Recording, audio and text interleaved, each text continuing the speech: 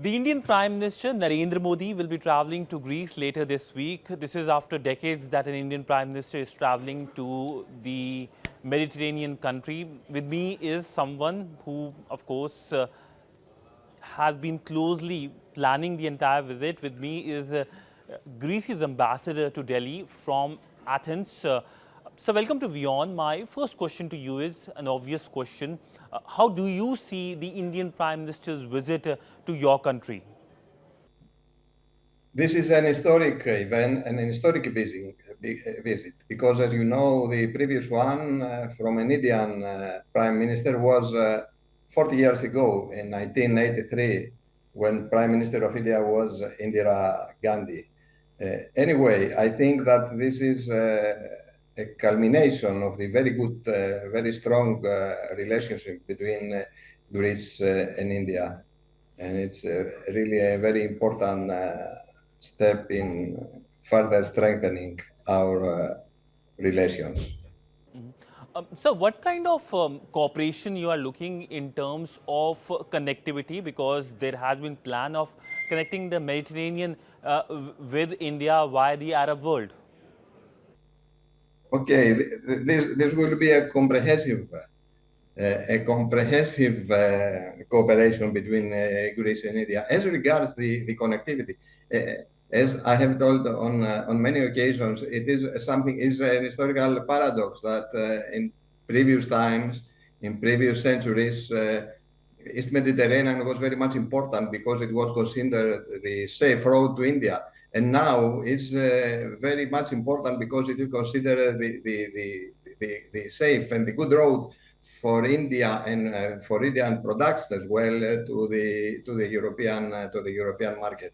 So the connectivity comes from many, let's say, from many courses. For instance, in a few weeks ago, we have a very important for us promotional event in New Delhi in our embassy about the inauguration of a direct flight between Indian cities and Athens, between Mumbai and Delhi and Athens.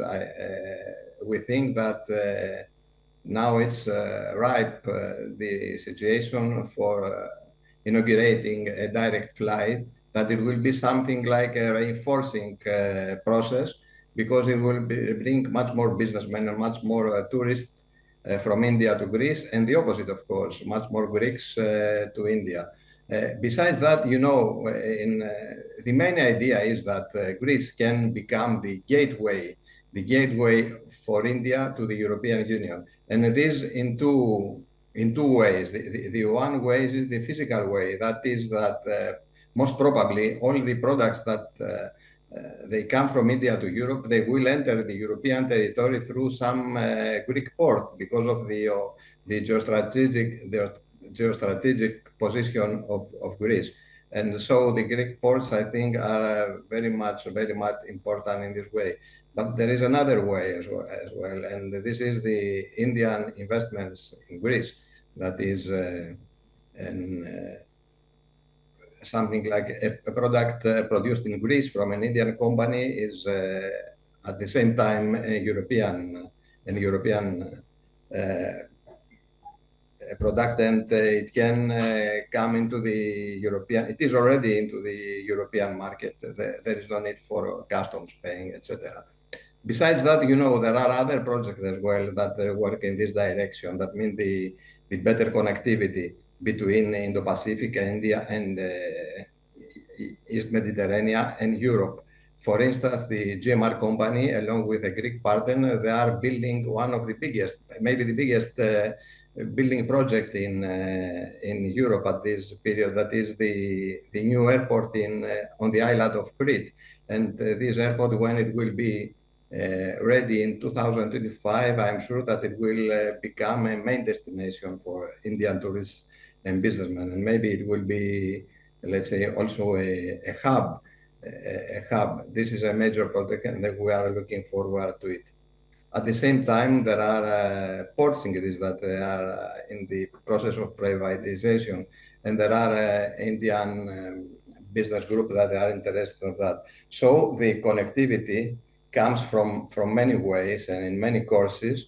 And I think that in the coming decades, Greece will play this important role. That is, it will be the gateway for India to Europe. So one thing that stands out for many of us here in India is the policy of Greece when it comes to Kashmir. That is something that has been lauded as well. If you can talk about that, especially after the abrogation of the special status for the erstwhile state of Jammu and Kashmir, Greece was in full support of India. Greece has always stated that this is an internal affair of India, and the Indian government and the Indian authorities, they have the right, to define what will be the exact status of Kashmir as of any other region and periphery in India. Greece is a democratic, India is a democratic country, and after that, I think that every decision made by the Indian government should be respected by all international community. This is the position of Greece regarding Kashmir.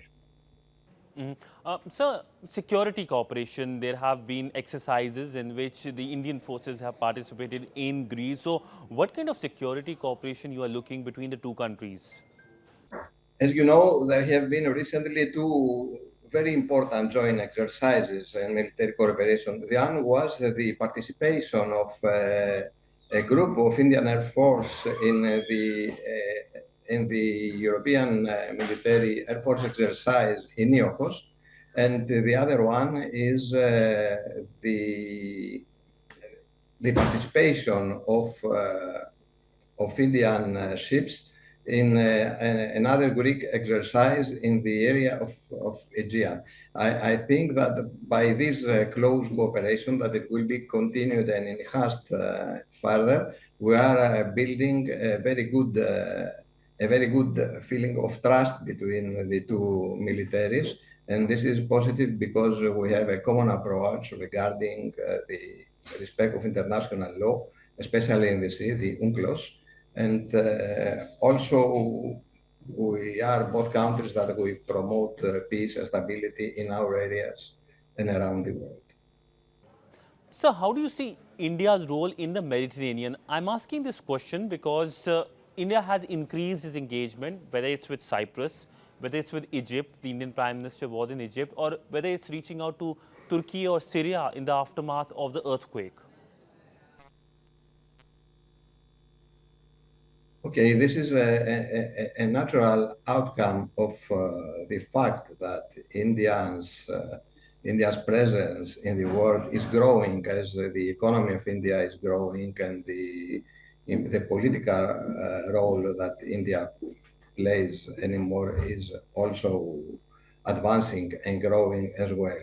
I think that through these alliances and partnerships, there is let's say, a symbolic axis of stability and of peace, and all these countries, I think, through their synergies and through these partnerships, they are trying to promote international stability and peace. And we